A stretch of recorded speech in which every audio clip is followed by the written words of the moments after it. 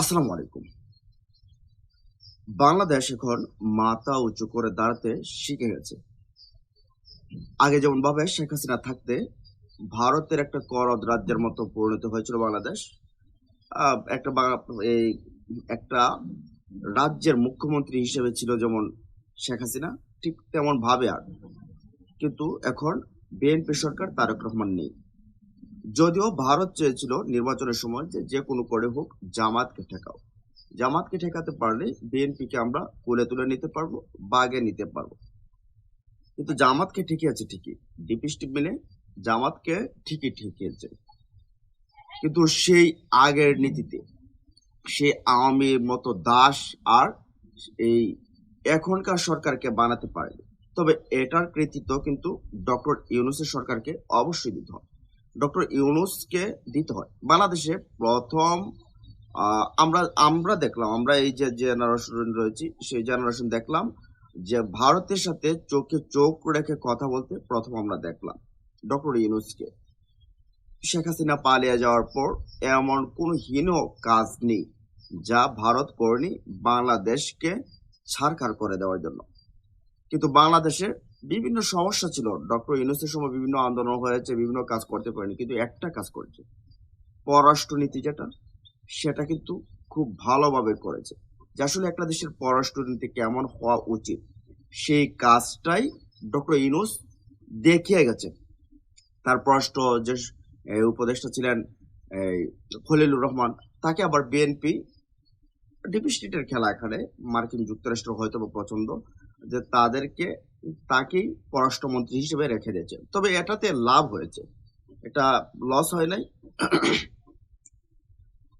যে এখন পররাষ্ট্রমন্ত্রী ভারত কিন্তু এই পররাষ্ট্রমন্ত্রীর কারণে কিছুটা চাপে রয়েছে, আর আমেরিকা মোটামুটি এই পররাষ্ট্রমন্ত্রীর কারণে, কারণ আমেরিকার সাথে সম্পর্ক ভালো, বাংলাদেশের সাথে ভালো একটা সম্ভাবনা রয়েছে, সম্পর্ক রয়েছে। বাংলাদেশ এখন আর সেই ভারতের চোখে যে আমেরিকা দেখতো বাংলাদেশকে, সেই বাংলাদেশ নেই এখন। আমেরিকা আমেরিকার চোখে দেখে। এটা ডক্টর ইউনূসের অবদান। ওই যে রিসেট বাটনের কিন্তু অংশ এটা। রিসেট বাটনে ক্লিক করে যে ডক্টর ইউনূস বলছিল যে সবকিছু বদলে দিতে চায়, যদিও তিনি সবকিছু বদলে দিতে পারেনি, কারণ দেশের তখনকার সময় বিএনপির অনেকটা দায় রয়েছে, নাহলে তিনি দেশটাকে আরো পরিবর্তন করে দিয়ে যেতেন, দেশের প্রতিরক্ষা খাতকে আরো তিনি শক্তিশালী করে যেতেন, দেশের আকাশ সীমা আরো হয়তো বা শক্তিশালী করে যেতেন, আরো অনেক কিছু করতেন। কিন্তু দিন শেষে একটা জিনিস আসলে বলতে হয়, ডক্টর ইউনূস না থাকলেও ডক্টর ইউনূসের যে শিক্ষা সেটা কিন্তু তারেক রহমান নিজেকে ধরে রেখেছেন। আর দেখেন, তারেক রহমানকে নিতে এখন ভারত আগ্রহী, যদিও তারেক রহমান এখনো পর্যন্ত কোনো শিডিউল দেননি, কারণ এখানে অনেক কিছু রয়েছে। আবার একজন অ্যাক্টিভিস্ট বলছেন যে তারেক রহমানকে ভারতে নিয়ে হত্যা করা হতে পারে, এমনটাও পরিকল্পনা আছে। দেশের ভেতরে জামাত শিবিরকে নিষিদ্ধ করার জন্য, পশ্চিমাদের কাছে সেটাকে কালার করার জন্য, ক্ষমতায় এনে কালার করার জন্য। তো এখানে অনেকগুলো বিষয় রয়েছে। তবে তারেক রহমান যে শেখ হাসিনার মতো বললেই উড়াল দিয়ে, বা এই যে ভারত বলার আগেই তারা নিজে আগ্রহ করেই ভারত চলে যাবে, প্রভুর কাছে চলে যাবে, এমনটা কিন্তু না। তারেক রহমানকে দেখেন বারবার ঢাকা কিন্তু আগ্রহ করছে না, ঢাকা আগ্রহ করছে না, কিন্তু দিল্লি কিন্তু বারবার বলছে যে কখন তারেক রহমান বাংলাদেশের প্রধানমন্ত্রী ভারতে যাবে। তারা বলছে ভারতে গেলে তাদের নাকি সুবিধা, তারা নাকি বন্ধুত্ব করতে চায়, আর না গেলে নাকি বাংলাদেশে নাকি বিভিন্ন সমস্যা হয়, এই সেই ভারত এটা বোঝাচ্ছে। কিন্তু বাংলাদেশ কিন্তু এখন বলছে না, তারেক রহমান এটা বলছে না যে আমরা যাব। ভারতই বারবার নেওয়ার জন্য আগ্রহ প্রকাশ করছে। এতে করে বোঝা যাচ্ছে কি যে ভারত যখন এতে নেওয়ার জন্য আগ্রহ, তাহলে বোঝা যাচ্ছে যে না, এখন ভারত সেই জায়গাটায় আর নেই, ভারতকে আর পাত্তা দিচ্ছে না বাংলাদেশ, যার কারণে ভারত নিজেই আগ্রহী এখন এই সরকারকে নিয়ে কোনো না কোনো ভাবে বাংলাদেশের সাথে সম্পর্ক স্বাভাবিক করার জন্য।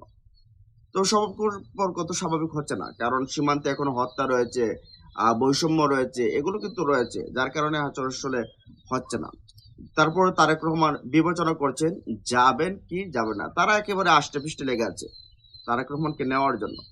কিন্তু সেই যে ডক্টর ইউনূসের রিসেট বাটন সেটা কিন্তু কার্যকর হচ্ছে। ডক্টর এই তারেক রহমানের উপরও ভর করেছে। তারেক রহমানও দেখতেছে যে সবার আগে বাংলাদেশ যেটা বলছিল সেই নীতিটা তিনি ধরে রাখতে চাইছেন। যার কারণে তিনি বলছেন যে চিন্তা করে আমরা দেখব। আমরা চিন্তা করবে দেখব। আমরা অনেক কিছু ভাবার বিষয় আছে। তারপর আমরা দেখব। আবার এদিকে কিন্তু জামায়াত আমির সাহেব এই ডাক্তার শফিকুর রহমান তিনি বলছেন যে যেতে পারে। তবে সম্পর্কটা হতে হবে সমানে, সমানে। মানে কি?